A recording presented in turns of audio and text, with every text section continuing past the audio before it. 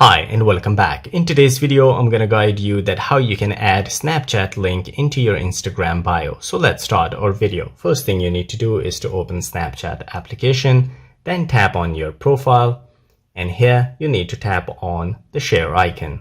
Right at the bottom, you need to copy the link.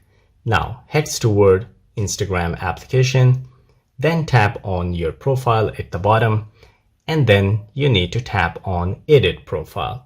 So once you tap on edit profile, here you will find add link. You need to tap on that, then tap on add external link.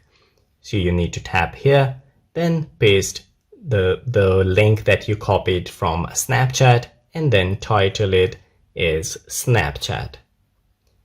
So once you do so, tap on the tick mark here.